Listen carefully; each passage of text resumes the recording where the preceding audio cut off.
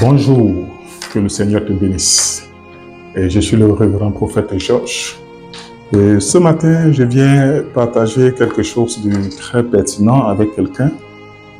Et d'ailleurs, partout où tu m'écoutes, que la main de Dieu te bénisse. Alors, je viens ce matin pour vous apporter un éclaircissement sur un passage de la Bible. Dans le livre de Proverbes chapitre 18 au verset 21, la Bible nous dit, la parole de Dieu déclare ainsi, « La mort et la vie sont au pouvoir de la langue. » Proverbe 18, 21, ça nous dit, « La mort et la vie sont au pouvoir de la langue. » Je voudrais te faire comprendre que ce passage biblique renferme 3 codes majeurs de la vie. Je dis 3 codes majeurs, 3 lois majeures.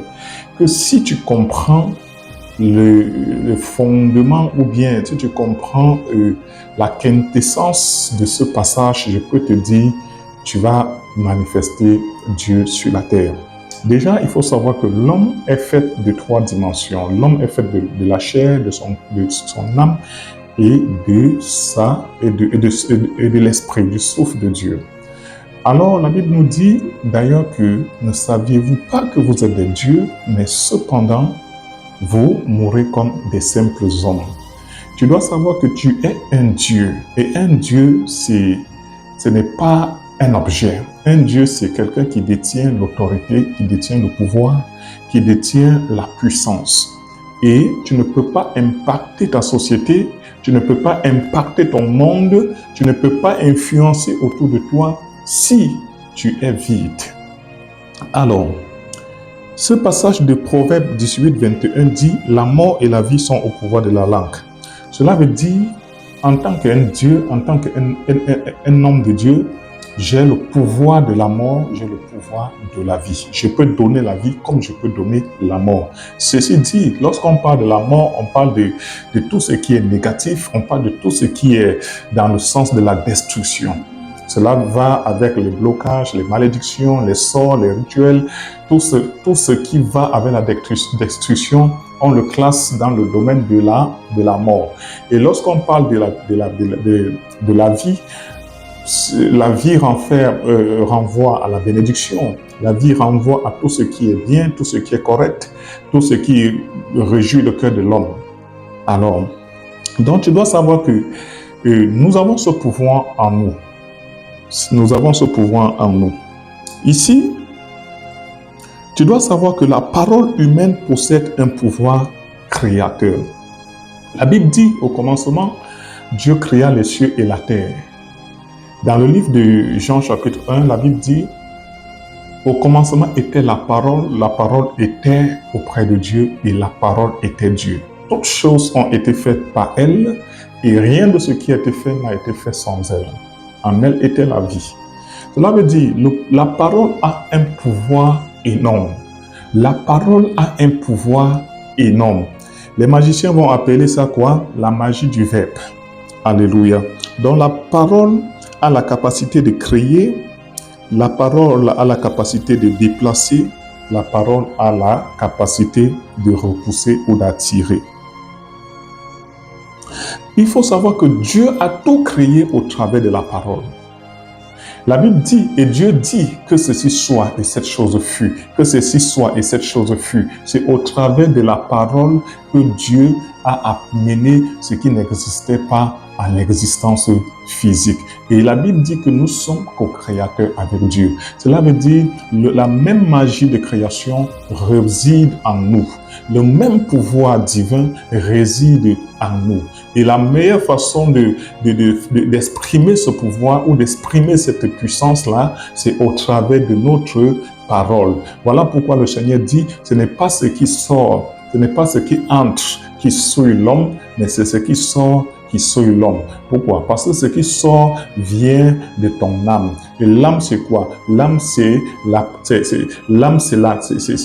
une partie de Dieu. L'âme, c'est une partie de Dieu parce que toute âme a été tirée de Dieu. Alléluia. Dieu, c'est l'âme universelle et nous sommes des parties intégrantes de l'âme universelle. Alléluia. Donc, la langue est une porte. La langue, c'est une porte. C'est une porte qui peut bénir, c'est une porte qui peut maudire, et c'est une porte qui peut élever, qui peut même tuer quelqu'un. Ce petit verset de Proverbe 18 renferme trois lois universelles, trois lois majeures. La première loi qui est la loi de la vibration. La première loi qui découle de ce passage, c'est la loi de la vibration. Quand on parle de la vibration, cela veut dire quoi? C'est l'énergie. Tu dois savoir que tout ce qui est sur la terre émet des vibrations. Le corps s'y émet une vibration. La télécommande s'y émet une vibration. Ce mouchoir émet une vibration. Ce passeport émet une vibration. Tout ce qui vit, tout ce qui existe dans la matière émet des vibrations. Tout est énergétique. Je profite d'ailleurs pour dire que la base de toute la création, c'est l'esprit. Cela veut dire quoi? C'est l'esprit qui a pris plusieurs formes. Alléluia. Donc, tu dois savoir que tout vibre. Ça veut dire quoi? Toute parole libérée a une onde vibratoire universelle qui se propage dans le monde physique. Une parole libérée a une onde vibratoire qui se propage dans le monde physique. Cela veut dire quand tu dis quelque chose, cette chose-là entre en contact avec les autres éléments de la nature. Pourquoi? Parce que la parole a une vibration. La parole vibre. Alléluia. La parole est énergétique. La parole, c'est une force. Quand une parole sort, elle infuse et influence la matière. Voilà pourquoi je dis, la parole est une force, c'est une vibration. Le problème, c'est que nous ne pensons pas que la parole est une force, tout simplement parce que la parole, c'est tant à l'abstrait, quelque chose qu'on ne voit pas, quelque chose qu'on ne... Mais c'est une force. Les scientifiques nous parlent de force, ils nous parlent même de son. On parle des sons. Le son, c'est une force aussi. La parole est une force. C'est un peu comme le courant électrique. Le courant électrique passe dans le fil électrique. Mais tu ne peux pas voir le courant avec tes yeux. On ne voit pas le courant avec les yeux. C'est quand tu touches le courant que tu ressens la force qui découle de cette énergie. Cela va de la même chose avec la parole. On ne voit pas la parole, on entend la parole. Et cette parole-là, c'est une énergie, ça a une force. Donc, la première loi, c'est la loi de la vibration. Cela veut dire, si je dis un mot, ce mot qui sort là va impacter, va influencer la nature, l'objet ou bien une personne sur laquelle j'ai envoyé la parole. La deuxième loi, c'est la loi de l'autorité spirituelle. Écoute bien, la loi de l'autorité spirituelle, qui est la deuxième loi. Cette loi stipule que dans le monde spirituel, celui qui parle autorise une force à agir. C'est la loi de l'autorité spirituelle. Cela veut dire quoi? Dans le monde spirituel, celui qui parle, tu es automatiquement en train d'autoriser à une force, à un esprit, à une entité d'entrer en action. Cela veut dire bonjour. Quand il dit bonjour par exemple, il y a un esprit directement qui accompagne le son bonjour. Quand il dit sois maudit, il y a une entité automatiquement, il y a un esprit, il y a une force surnaturelle qui accompagne ce mot de malédiction. Parce que tu dois savoir qu'il y a les entités pour maudire, il y a les entités qui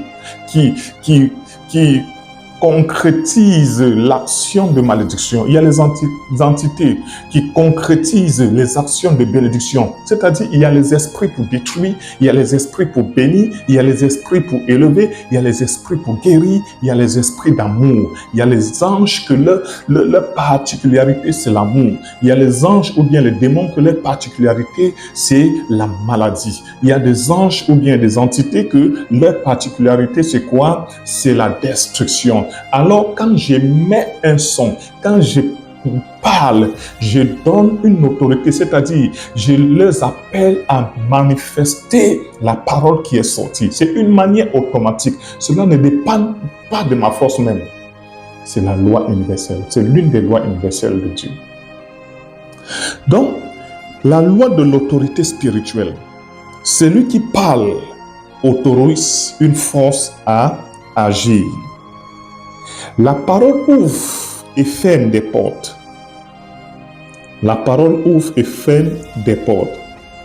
Alléluia. Et la troisième loi, qui est la loi de la matérialisation. La loi de la matérialisation. Donc, toute parole commence dans l'esprit. Toute parole commence dans l'esprit et prend la forme dans l'astral et se concrétise dans le matériel. Alléluia. La loi de la matérialisation. Toute parole commence dans l'esprit. Et quand je parle de l'esprit, cela va avec la pensée. Cela va avec la pensée. Alléluia. Toute parole commence dans la pensée. Toute parole commence dans la pensée. C'est-à-dire, ça commence dans l'esprit. Cela veut dire, quand je vais maudire quelqu'un là, j'ai d'abord pris la peine de méditer. J'ai d'abord pris la peine de penser. Quand je vais bénir quelqu'un, j'ai d'abord pris la peine de penser à ça. J'ai d'abord pris la peine de méditer dessus. Cela veut dire, toute parole qui sort est le fruit d'une méditation, est le fruit d'une pensée, est le fruit d'une quelconque acte spirituel. Donc, la parole commence d'abord dans la pensée. Ça commence d'abord dans l'esprit. Et maintenant, ça prend corps, c'est-à-dire ça prend forme dans le plan astral. C'est-à-dire dans le monde spirituel. Ça se concrétise dans le monde spirituel. Et maintenant, ça prend forme, c'est-à-dire ça se matérialise dans le matériel, dans l'aspect matériel. Donc, la loi de la matérialisation nous fait comprendre que la parole naît d'abord dans l'esprit et de deux, et prend forme dans l'astral et se manifeste dans la matière, dans le matériel. Voilà pourquoi dans le livre de Genèse, qui est d'ailleurs le livre de la création, Dieu dit, dans le premier livre de Genèse, chapitre 1, la Bible dit, au commencement, Dieu créa les cieux et la terre était informe et vide. Nous sommes des humains. Nous avons une raison, nous pensons. Nous ne pouvons pas admettre que quelque chose qui a été créé est informe. Toute chose créée dans le plan matériel a une forme. On peut ne pas connaître la nature de la forme, mais ça a une forme. Cela veut dire que quoi? Tout ce qui est créé dans l'aspect du physique, l'aspect visible, a une forme géométrique. Nous avons ça. Par exemple, ce bic, ça a une forme. Ça a une forme. Cela veut dire, dans le livre de Genèse chapitre 1, lorsqu'on dit qu'au commencement, Dieu créa les cieux et la terre était informe et vide, tu comprends par là qu'il ne s'agissait pas d'une création physique. Cette création était en train de se faire dans l'aspect d'abord astral, dans l'aspect spirituel. Maintenant, par la suite, Dieu dit que c'est alors là que la concrétisation ou bien la matérialisation de cette création qui s'est opérée dans l'aspect mystique, dans l'aspect spirituel, a commencé à prendre corps. Alléluia. Donc, mon bien-aimé, si tu as écouté ce petit passage de Proverbe 18, verset 21, ma prière, c'est que cette parole te bénisse et que tu comprennes l'importance de la parole. Tu dois savoir qu'un Dieu, c'est sa parole. Voilà pourquoi un Dieu ne blague pas avec sa parole. il ne parle pas n'importe comment. Avant de parler, il a médité d'abord parce qu'il sait que la parole, c'est une force. La parole peut détruire, la parole peut bénir, la parole peut guérir, la parole peut rendre malade, la parole peut tuer, la parole peut donner la vie. Donc, je t'exhorte, prends soin de tes paroles. Il ne faut plus parler en désordre. Il ne faut plus parler n'importe comment. Sache que cette parole-là a une capacité de s'aimer le bien, de s'aimer l'harmonie, de s'aimer la paix et de s'aimer le réconfort pour ceux-là qui sont dans les problèmes ou bien dans les difficultés. Et aussi, sache que cette parole aussi a la capacité de tuer, ça a la capacité de détruire, ça a la capacité de séparer les gens, ça a la capacité de s'aimer le trouble, ça a la capacité, oui, de nuire à quelqu'un. Tout ça réside en toi. Aujourd'hui, prends la bonne décision de toujours envoyer des paroles positives, des paroles de paix, des paroles de réconfort, des paroles de joie, des paroles de guérison autour de toi. Répands des bonnes paroles autour de toi. Car toute action que tu mènes sur la terre a un impact de retour qui revient à toi. Alors, si tu décides aujourd'hui de bénir, sache que les retombées de la bénédiction te suivront.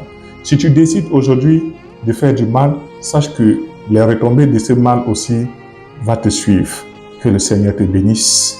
Le révérend Georges pour vous servir. Et je profite aussi pour dire, pour tous ceux qui veulent soutenir notre ministère par vos prières ou bien par vos dons, offrandes, et vraiment, nous sommes dans une position de besoin. Nous sommes dans une position de besoin. Donc, si tu veux apporter ta pierre d'édifice pour cette œuvre que nous sommes en train de mener depuis plusieurs années aujourd'hui, je te prie d'entrer en contact avec mon secrétariat.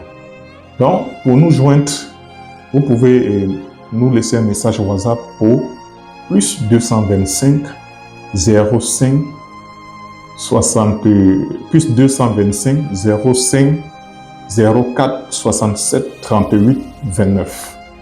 Tout ce que tu peux apporter dans la main de l'Éternel est très très très grand et n'est pas à négliger. Alléluia. Que Dieu vous bénisse.